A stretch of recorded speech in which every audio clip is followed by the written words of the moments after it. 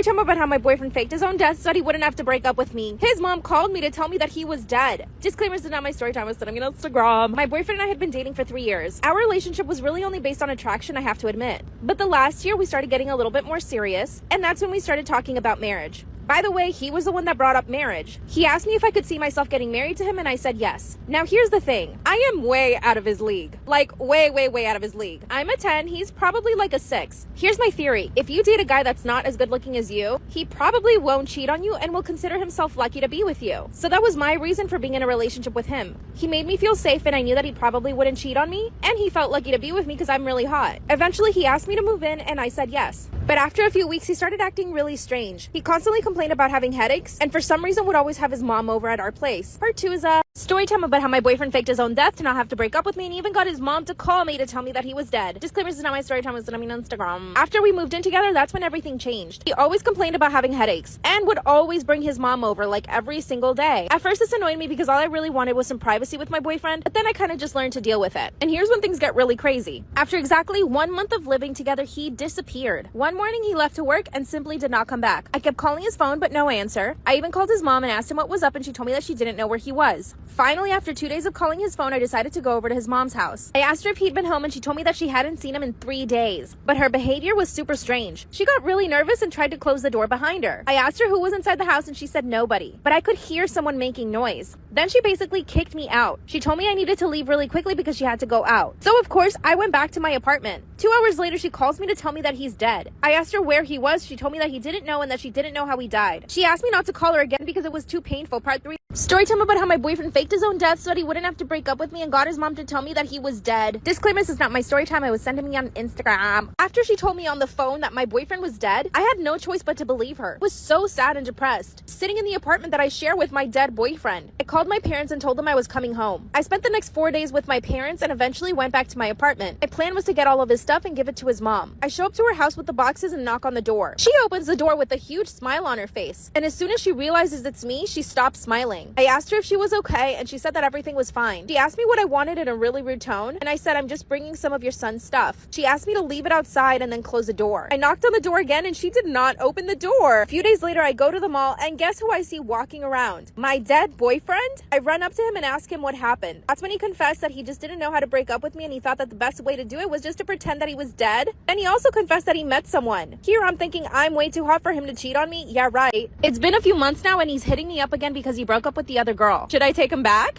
Story time on how my boyfriend cheated on me with my best friend. In high school, I was not really popular, but I was talking to this one guy.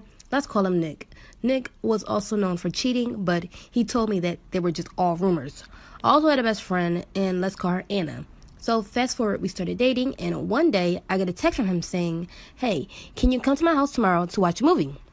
So I text him saying, of course, meet you at 7. He says, okay, see you. The next day, it was 6:30. I started driving to his house for the movie. Well, while I was driving, he probably texted me asking to cancel, but I was driving, so I didn't hear it. So I pull up at his house, and he's in his bedroom. Well, he must have seen me look at him because he looked like he was talking to someone and told them something about hiding. If you want a part 2, let me know down below in the comments. This is part 2 of how my boyfriend cheated on me with my best friend. So remember when I told you guys I was on my way to his house? Well, he texted me while I was driving to cancel the movie date, and I didn't know because I was driving. When I get to his house, he's telling someone to hide. I was curious, so I went to his house. By the way, I had a copy of his keys, and I went straight into his bedroom, and I could hear sounds coming from the closet, so I checked it, and it was my best friend, Anna. Story time of how I had an affair with my brother-in-law. By the way, I was 12 and he was 22. This happened a while back. I'm now 16. At the time, I was 12. I barely got on social media. I wasn't really supposed to have it, but I still had an account. So at a family party, I asked my brother-in-law if I could use his phone to go onto my account. He gave me his phone, but when I gave it back, I realized I forgot to log out, and I was, of course, texting other guys, and he obviously saw the conversations and read all of the messages between me and the guys, which I believe made him give hints to me, and he started talking to me, but I didn't really notice at the time. There were times when I did see him and he'd get very touchy. I would tell him to stop, but he told me if I ever told anyone about us, he was going to tell everyone, including my parents, that I was talking to other guys on social media. I didn't want to get in trouble, so I didn't say anything. If you want a part 2, let me know down below in the comments. This is part 2 of how I had an affair with my brother-in-law. By the way, I was 12 and he was 22. So, like I said earlier, he threatened to basically tell everyone that I was talking to other guys on social media if I told anyone about what was going on between us. I was scared because I wasn't allowed to have social media, so I played this game. Until I was 15 and he started inviting me to places alone. So I agreed and he later forced me into doing nasty things. I had no other option because I knew if I spoke up about it, I'd be the one to blame. He started asking for pictures and I'd send them, but then I started to ask for things in return, like ordering things online for me. So it was going on for a while and I would send him pictures in exchange for him to order stuff for me online.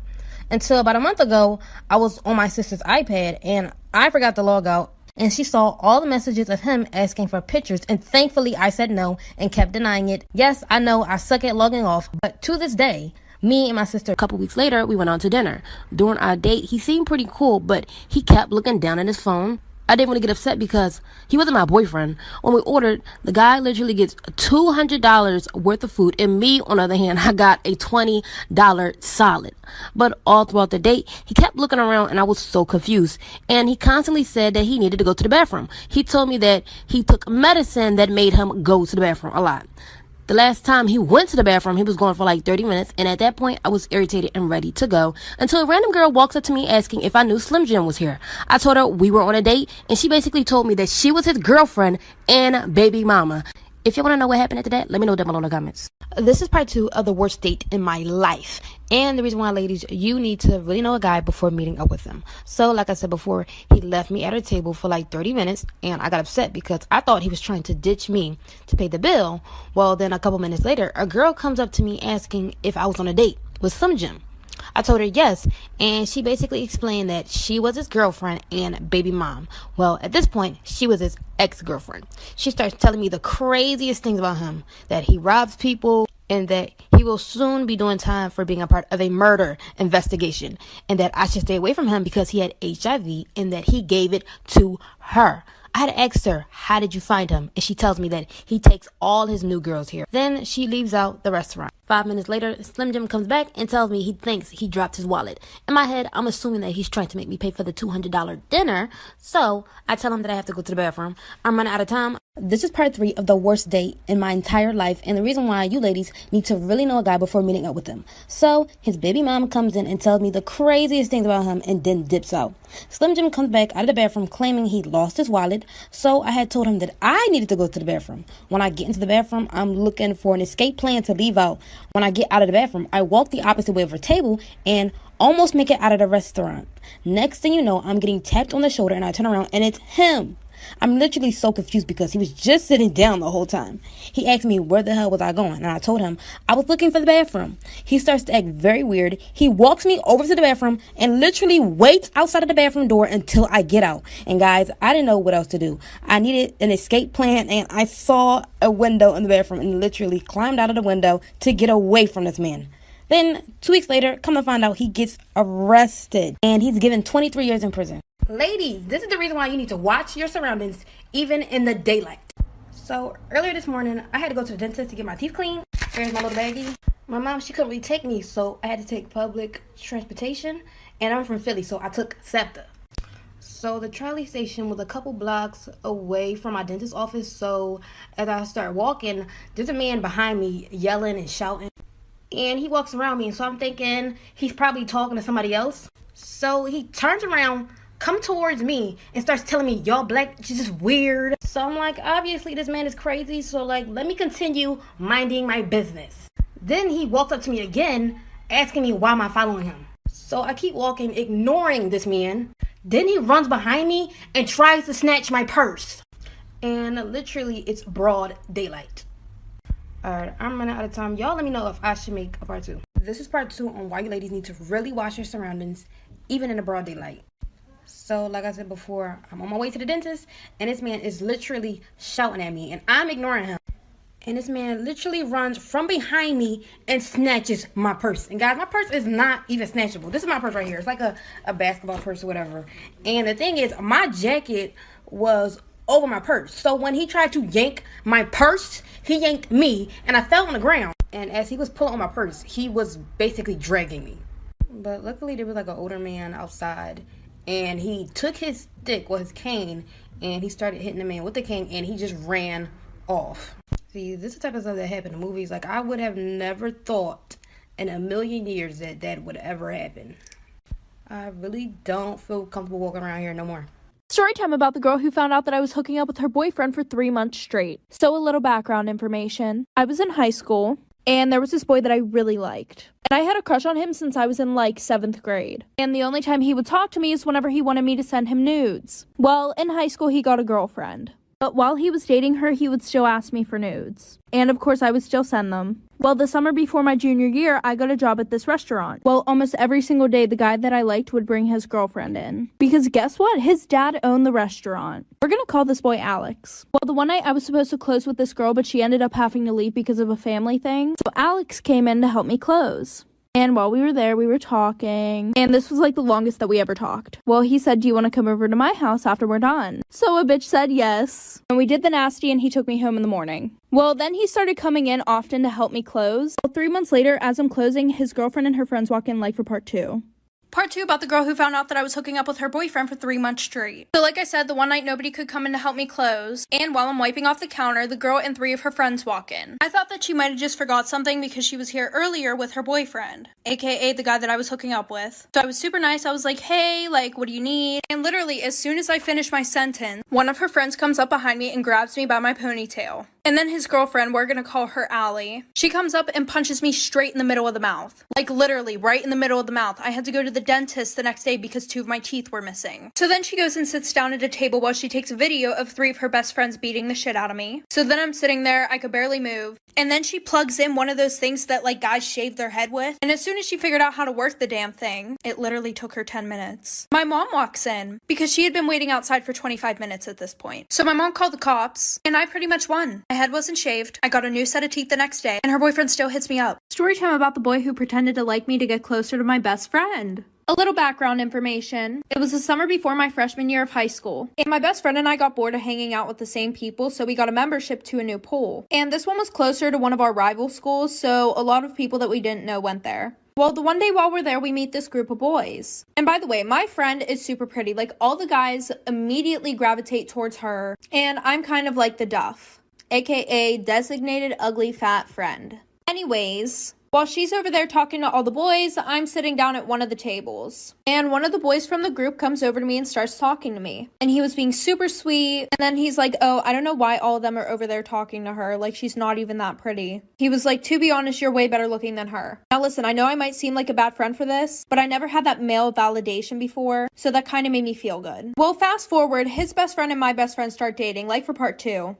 Part 2 about how this guy used me to get with my best friend. Like I said, they started dating. The boy that I was talking to at the pool, we're gonna call him Luke. Well, Luke's best friend was dating my best friend. Fast forward 2 months, Luke's saying how he wants to date me and stuff like that, but it's not the right time. And every time that I would ask Luke to hang out, he would only hang out if my best friend was there. Red motherfucking flag alert, bitch. Anyways, I didn't see that red flag. So Luke and his best friend go to this party. And apparently I was told that there was this girl there that was really hot. And Luke was saying to his best friend, "Oh, you should hook up with her. She's totally into you. Your girlfriend won't find out because she doesn't even know any of the people at this party." So he hooks up with the girl there. Then Luke calls me and says, "OMG, like he cheated on your best friend." So I immediately call my best friend to tell her. And because she likes to talk to Luke about all her problems, she calls him. So he goes over there to comfort her. I didn't hear anything from them till a week after. My best friend posted him on her story and goes, "My new boo." Storytime about the guy who pretended to be gay in high school to get closer to all the girls. So it was the first day of my freshman year, and at lunch this guy came and sat with me and my friends. And we were super confused because he was like one of the popular boys. And we were like, "Oh, why aren't you sitting with your friends?" And he's like, "Oh, because ever since I came out as gay, they don't want to be friends with me anymore and they're being super mean to me." So we felt really bad and we started getting to know him, and he was actually a really cool person. So we started inviting him to our sleepovers and everything like that. And because he was gay, we felt really comfortable getting dressed around him, talking about things that we wouldn't talk about in front of anybody. So like 2 months go past, and at this point he knows so much about us, like stuff that nobody else knew. Like he even knew that one of my friends was born with both private parts, which is something that she never told anybody except for me and the girls in my friend group. Well, we're all on FaceTime the one day, and my friend goes, "Oh, have you ever seen boobs before?" And he goes, "No." So we all lift up our shirt like for part 2. Okay, part 2 about the guy who pretended to be gay in high school to get closer to all the girls. So like I said, we all lift up our shirts, and because we were on FaceTime, we couldn't see if he screenshotted anything. And then the one night we were having a sleepover, and he was really upset that night because apparently the popular boys were making fun of him. Because the only reason why he was gay is because he couldn't get with any girls. So me and my friends thought of a solution, but like we were just trying to be nice. And now looking on it, that is the dumbest shit that we've ever done. And we're all like, "Oh, well, why don't you just say that you did the nasty with all of us?" And he was like, "Well, I don't think they'll believe it, even if you guys said, yeah, you did do it." So we were like, "Okay, then let's do it for real." So that night, we did the nasty, all 5 of us. So that morning, we all wake up and he's literally gone. Like, he didn't wake us up to say goodbye, which wasn't normal. So the weekend goes past. Monday, we go to school. And in the morning, my friends and I have time to walk around, and everybody's just staring at us, like for part 3. Part 3 about the guy who pretended to be gay to get closer to all the girls. So like I said, we got to school and everybody's just looking at us. And all of a sudden, we get tagged in this Instagram account.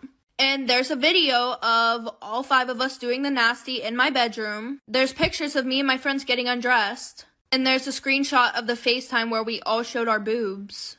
And under the post, he was exposing a bunch of shit about us. And my one best friend was literally crying so hard because everybody now knew that she was born with like both parts. And also after gym class, we would just tell him to come in the locker room, and the teacher didn't care because he was gay. So there were also a bunch of pictures of other girls on there too. I'm not even going to talk about the legal trouble, but my parents made me move schools because they cared about my image and they didn't want me hanging out with any of those friends anymore. He got expelled. The teacher got fired for that bullshit. So that just ruined having a gay best friend for me. Oh, also my parents saw me have a foursome in my bedroom.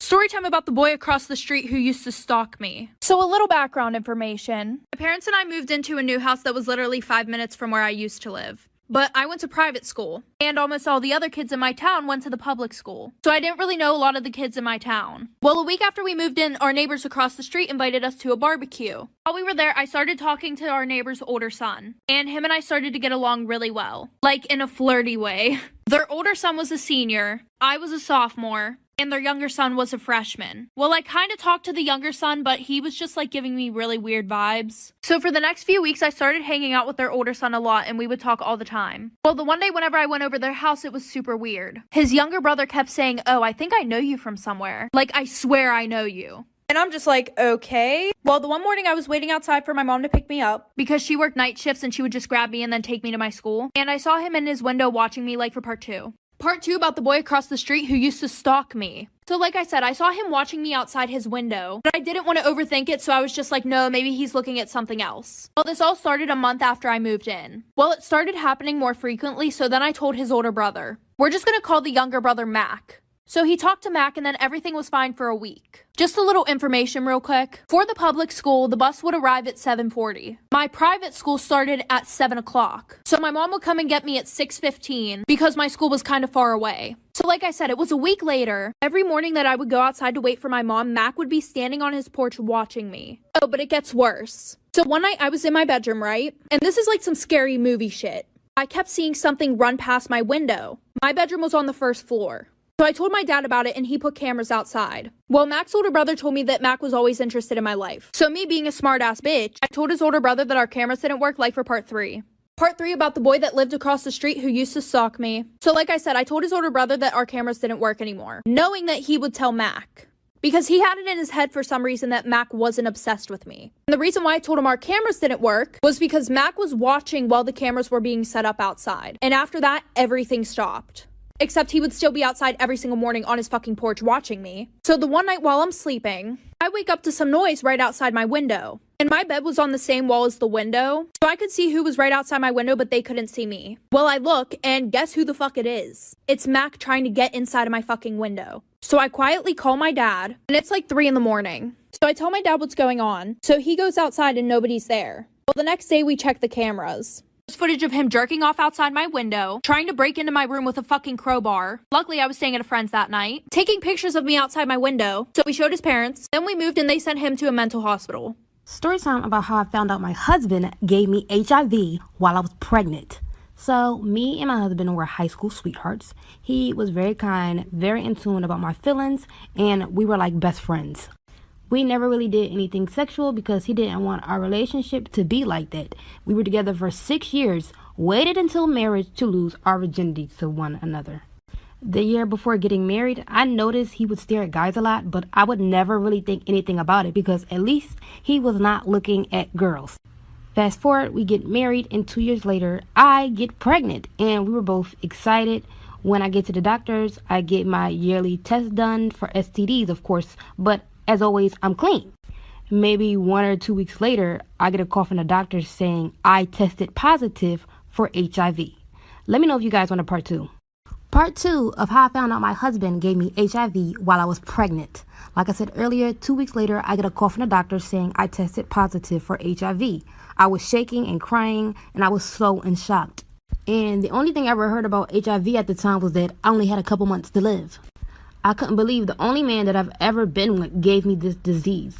I thought I was doing everything right, the right way, and still ended up being in a hole. I was so nervous to confront my husband because I didn't think it was like him to cheat on me, and I thought maybe he thought I was cheating. So the next day, I pretended everything was fine. I lied to him and told him that my phone died and that I needed his to call my mother. He gave me his phone. I went into the bathroom, and immediately I start snooping.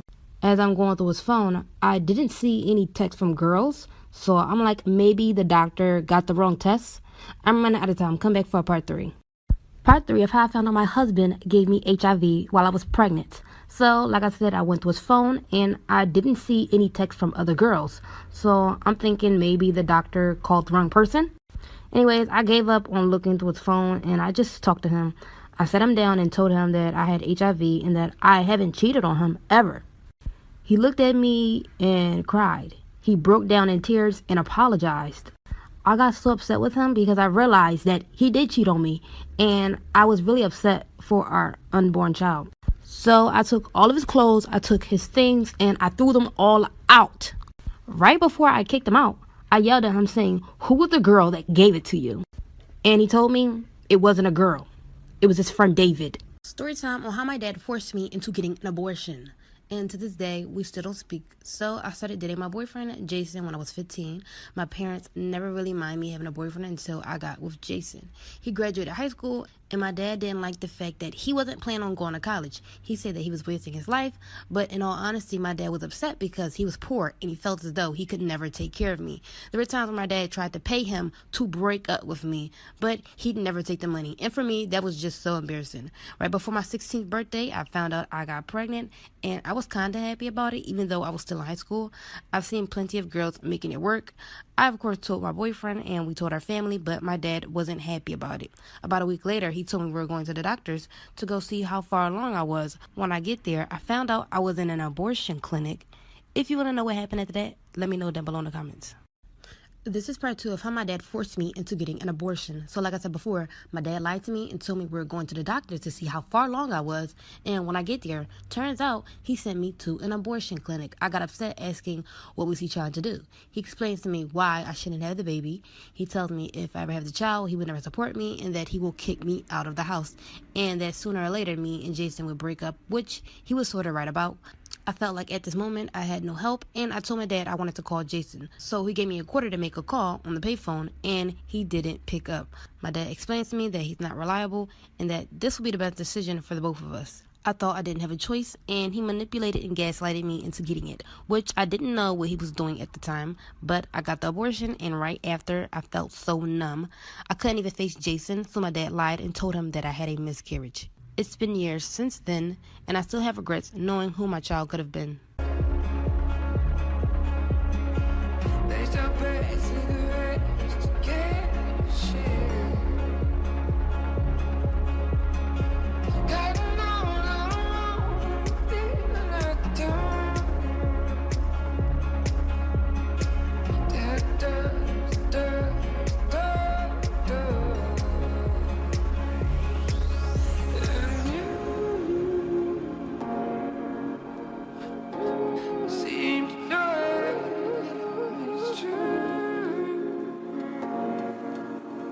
This story time is how my house caught on fire the night before Christmas. By the way, I was 9 at the time.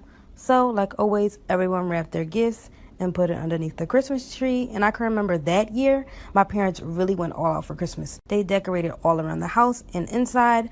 My mom went as far as putting lights all over the railings. There were many gifts under the tree, and I seen that most were for me, and I was really excited. By the way, I'm the only child, but my cousins were going to come over also. So, there were gifts for them too.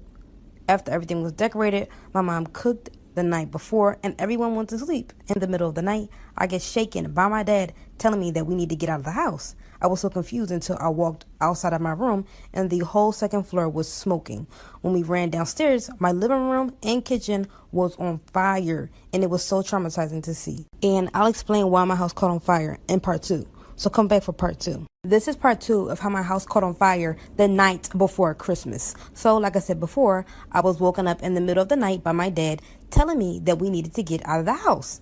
And the first floor was in flames, but we managed to make it out.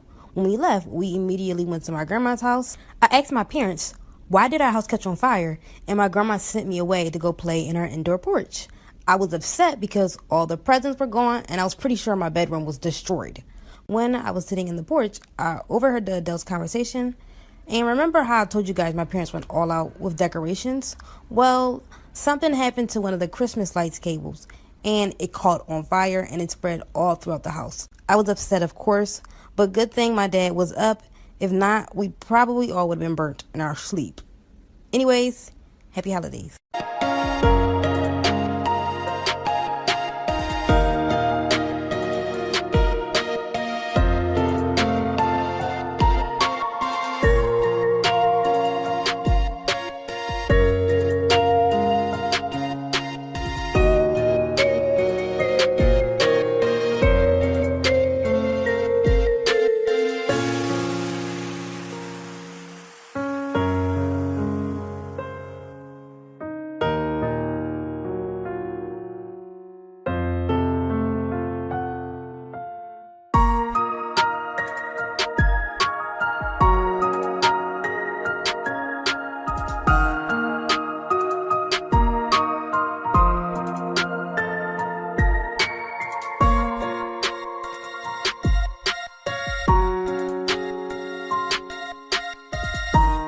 Story time on how my wig came off in front of my date. The guy I was meeting up with on the date was one of my friend's co-workers. She actually set us up because she thought that he would be my type. Fast forward, we go to Fridays and we're having a great time. And he seems like a nice all-around type of guy.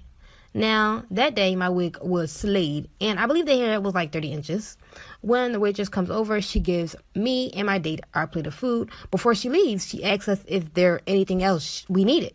We said no. Then she put a pen that she had in her hand in her back pocket, and like I said before, my hair was really long, and she ended up sweeping a few of my hairs in her pocket.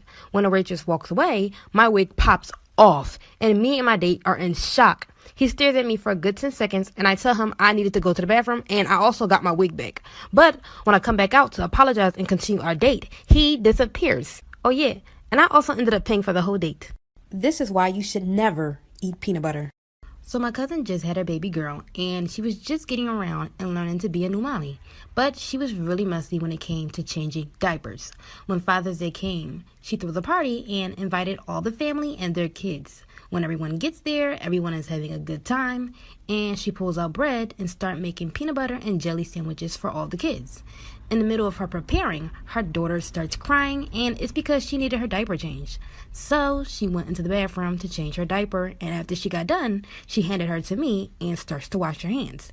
Afterwards, she just went right back to making the sandwiches. Once she got done, she handed all the kids a sandwich, and I noticed that she had peanut butter on her arm, and I told her to wash it off. And she was like, no biggie, and licked it off her arm. And she realized really quickly that it wasn't peanut butter. Story time on how I got caught stealing tampons. Yes, I know tampons. Anyways, this was when I was in 6th grade, and at the time, I didn't even start my period. But my best friend Katrina did. She'd get really cute pads and tampons. The one with butterflies, and flowers. And I was so jealous because I wanted to keep those cute packets in my purse and take them into the bathroom. So one day after school, I go into a pharmacy and I see the exact same tampons that my friend Katrina had, but they were like $24 and I didn't have that. So I stuffed a box of tampons in my book bag and I tried to walk out. But before I get close to the door, an employee stops me and takes me into a room. And guys, when she found out what I stole, I didn't even get in trouble. She actually bought them for me, and she bought me Tylenol. Story time about the psycho neighbor that stalked me. So, when I graduated college, I moved into a new apartment. When I first got there, I was moving my things in, and my neighbor introduced himself and helped me move a couple of things upstairs. After we had got done, he asked my number, but I told him I wasn't really looking for a relationship. But he said, let's just swap numbers just in case, a fire happens. So I gave him my number and I really didn't think nothing of it. Maybe a week later, he starts knocking on my door and giving me gifts just about every day, like teddy bears and flowers. Then maybe about 2 weeks later, I told him to stop because I wasn't really interested in him. So the next day, I wake up to make coffee and take out trash. When I pass my living room, the teddy bear gift that my neighbor gave me makes a click noise. When I quickly rip the teddy bear open, it's a camera inside. Like for part 2 about the psycho neighbor that stalked me. So, like I said earlier, the teddy bear gift that my neighbor had gave me makes a clicking noise. When I quickly rip the teddy bear open, it's a camera inside. And I go into a panic mode. Out of nowhere, there's a knock on my door, and it's my neighbor. He says, "Good morning, it's me again. You left your trash too close to the curb, so I moved it for you." I realized that my door was still open, so I try to run over and lock the door, but he just opens it. I yell at him, telling him to get out. He closes the door behind him and says, "That's no way to talk to a neighbor." I start backing up. He looks over and sees that I ripped the teddy bear apart. I didn't know what else to do, so I just ran to my room. And he chases after me and pulls my hair. Like for part 3. Part 3 about the psycho neighbor that stalked me. So he comes in, I run into my room, and he chases after me. Before I could get up, he pulls onto my hair and starts dragging me towards the kitchen. I saw the coffee that I had made earlier, and I was able to pick it up and throw the hot coffee in his face. He starts screaming loud, and I took that chance to run into my room and lock the door. I immediately start calling the police, and from there, it sounded like he ran out of my apartment. When the cops came, they're doing an investigation, and all the gifts that he gave me all had cameras in them. And when I told them about my neighbor, they did some digging and come to find out, that man wasn't even my neighbor. He didn't even live at the apartment complex. This is why you should never eat tasty cakes and why I can't ever look at a coffee cake the same. So a couple years ago, my dad went to my uncle's house to come visit, but he was super hungry. He asked my uncle if he had any snacks. My uncle, of course, said yes. Then my dad went to his kitchen and saw that he had tasty cake coffee cakes. Boy, he was excited because my dad loves sweets. He went to go sit down to watch the game with my uncle, but when he took a bite of the cake, he said it tasted really moist.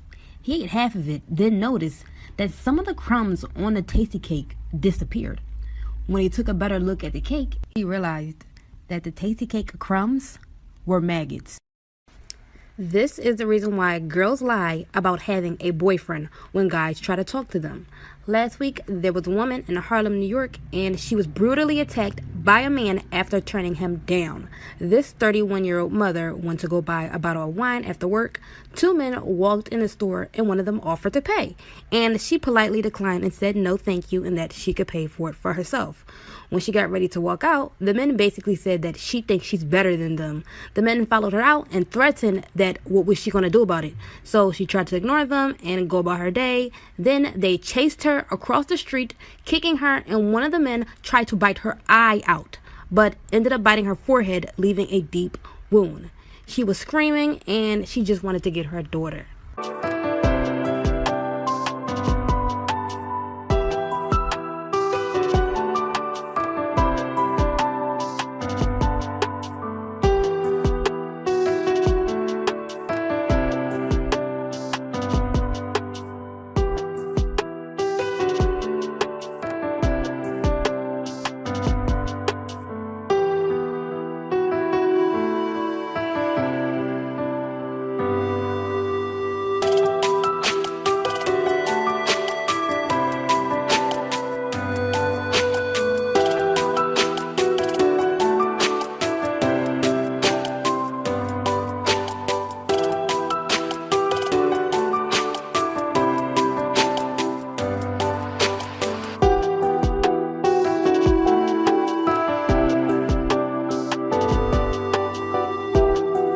Story time on how I accidentally joined a cult. And the guy who was the head leader, I soon found out that he was a pedophile. At the time, I just graduated high school and I was not planning on going to college. So all I really did was work. At my job, I met this guy, and we're going to call him Devin. Devin was sweet, but he was so into spirituality and connecting with God. We started talking, then dating, and he asked me if I could come to his church. And when I was younger, I used to go to church, but I stopped going. No real reason why, but I thought it was my calling to reconnect with God again. When we go to his church / AKA the cult, when I first go in, there's like 10 people in the church and it was run down. It looked like we were in someone's house. When we walked down the aisles, Devin introduced me to their head leader, which they called Father God. He told me that my clothes were too revealing and he literally slapped my ass and laughed. Like for part 2. This is part 2 of how I accidentally joined a cult, and the guy who was head charge was a pedophile. So like I said earlier, we met his pastor, which they called Father God. The first thing he do is basically say that I look like a slut because of the clothes I was wearing, and slapped my ass. I looked at Devin, the guy that took me to their church, aka the cult. He laughs and tells their Father God that next time he would tell me about their dress code. After that, we go sit down and I tell him that I was ready to go. He tells me to hold on and just please listen to the service. Anyways, when their Father God starts service, he goes in about women and what they should wear, tell them the only way to be a pure woman is to obey their man, and blah, blah, blah, and dress godly. Just the most insane things ever. And everyone in there were like hypnotized and catching Holy Ghosts, jumping up and down, rolling on floors, passing out, crying. Their Father God calls me up and asks if he could use me as an example. When I stand up, he feels on my breast saying that I'm a temptation for married men. Like for part 3. Story time on how I cheated all throughout high school and got valedictorian. Now, this story time is not to encourage others to cheat. I just want to explain how I did it. So, when it came to high school education, I cared less about actually learning the material they taught in school, but more about getting a good grade. So, if you're like me, this video is for you.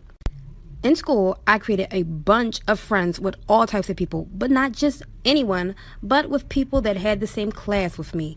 Even if they weren't in the same class period, if I knew we had the same teacher, guarantee you were on my roster of friends. In the beginning of the year, I sort of created an agreement with each friend when it came to things like homework, classwork, projects, and especially tests. Also, I cheated over 95% of my tests and scored high. I really want to get into details, but I'm running out of time. Please come back for a part 2 if you want to know how I did that.